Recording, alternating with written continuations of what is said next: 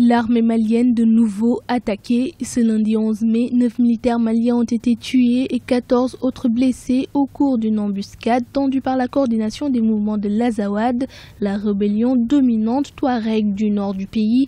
Une attaque qui intervient à 4 jours de la signature prévue d'un accord de paix. La violence doit cesser immédiatement et j'exhorte toutes les parties à démontrer leurs engagements sur le terrain dans le processus qui doit conduire à la signature d'un accord de paix le 15 mai. Pour certains observateurs, la violation du cessez-le-feu pourrait ne pas compromettre la signature de l'accord, qui reste une étape dans le processus de paix. Il ne faut pas que les autorités maliennes sont inscrites dans une logique de la signature de la paix.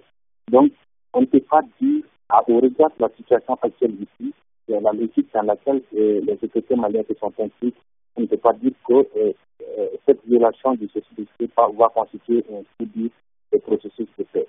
Mais ce qui est à souligner également, c'est que c'est quand même une manifestation de la volonté de la CIEMA.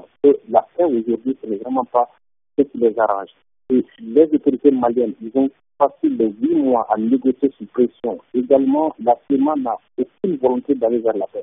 Nous avons signé l'accord de paix le vendredi prochain, le 15.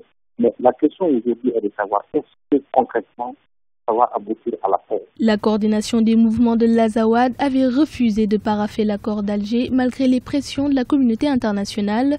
Elle réclame notamment la reconnaissance officielle de l'Azawad comme une entité géographique, politique et juridique, la création d'une assemblée interrégionale couvrant cette zone et un quota de 80% de ressortissants de l'Azawad dans les forces de sécurité.